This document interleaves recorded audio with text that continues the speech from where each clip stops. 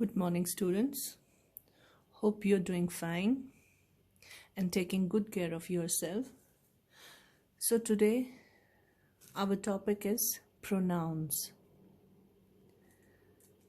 I'm sure you must have heard about these words and you must be already aware what these words are. You can see from the examples: they, me, this, him, I, yours, themselves. They are all pronouns. Now, what are pronouns? Pronouns, the simplest definition of a pronoun is that it replaces a noun. They replace a noun. So, how do they replace a noun? Let's see. See, in this example, you can see a girl and you can see a boy. In the first picture, there is a girl, Amal. Her name is Amal. So, Amal is a noun. So, in the first example, we can see this is a girl and her name is Amal. So, if we use a basic sentence for this girl, what will we say? Amal is a school girl. Here, Amal and school girl are nouns. So, here we will use this noun. And in the second picture, this is a boy. His name is Ahmed. So, Ahmed is a school boy. So, you can see Amal and Ahmed. They are proper nouns. They are nouns. So, in the first 10, if we are writing a paragraph about these two school children, and in the first sentence, we can write their names so that we identify them. But when we keep on writing other sentences for these children, we can use some other words instead of their names, instead of these nouns. So what words can we use? We can use words like he, she, her, his, himself, herself. So in order to avoid the repetition of their names, we can use some other words. What words can we use?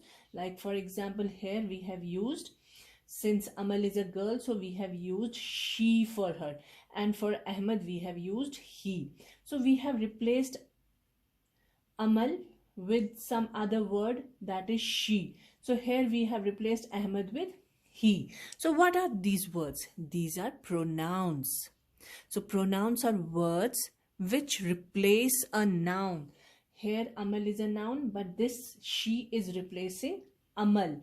And here Ahmed is a noun and he is replacing Ahmed. So these words which replace nouns are called pronouns. They are called pronouns. They are called pronouns. So what is a pronoun? A pronoun is a word that takes the place of one or more nouns. It cannot be only one noun. It can be more nouns. So just remember, pronoun is a word which is made of two words, pro and noun. So pronoun, the word is made of two words. Pro is one and another is pro. Let me highlight it for you so that you remember. See, it is made of two words, pro and noun. That means pronoun is made of two words. We are familiar with nouns. We have already read about nouns. Now, what does this pro mean? Pro means for. That means it means for a noun. So, word which we use for a noun or in place of a noun or which replaces a noun, those are pronouns. So, here in the next examples, let's know a little bit more about the definition first, then we'll go to examples. Pronoun is the sentence element. Like, for example, it is one of the components of a sentence used to replace a noun or a noun equivalent. Noun equivalent can be something more, that is equal to noun construction. The replaced noun is called the antecedent. So this you just try to understand. There are some difficult words in this.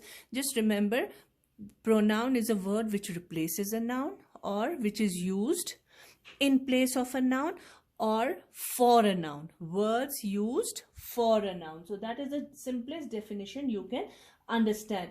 Like here we have Anna. Anna is the word.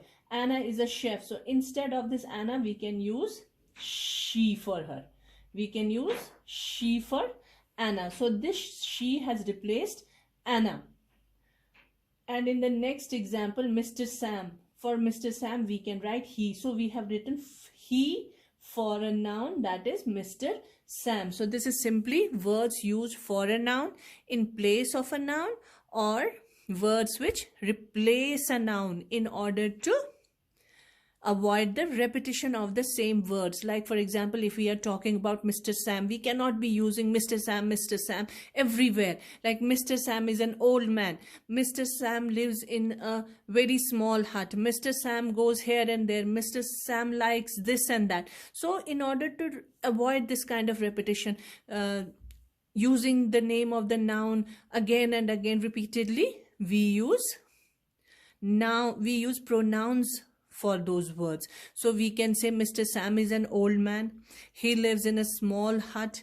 He works in an office for his living. See this sentence. He works in an office for his living.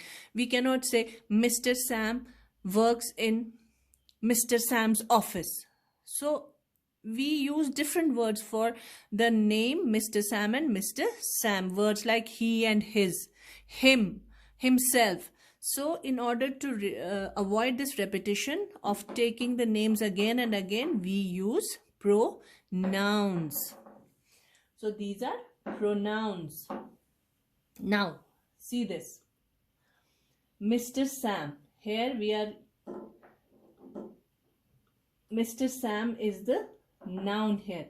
So we have replaced Mr. Sam with he. Now what is this? We know this is a noun. We know this is a noun. Mr. Sam is a noun. And this he is used for Mr. Sam. So what is this? There is some more relation to this. This Mr. Sam, this noun is called the antecedent of this pronoun. What is this called? Of course, this is a noun, but it has got another name. It is called the antecedent of this pronoun. So the antecedent, what have we used this pronoun for? We have used this pronoun for Mr. Sam. So the name Mr. Sam is the antecedent of this pronoun. So what is it called? It is called the antecedent of the pronoun. Like here, Anna is the antecedent of this pronoun she. Here Anna is the antecedent. Yes, it is a noun, but it has got another name. It is called antecedent. Antecedent means the noun for which a pronoun has been used. So what is an antecedent and what does it have it to do with pronoun? An antecedent is the noun that the pronoun replaces. So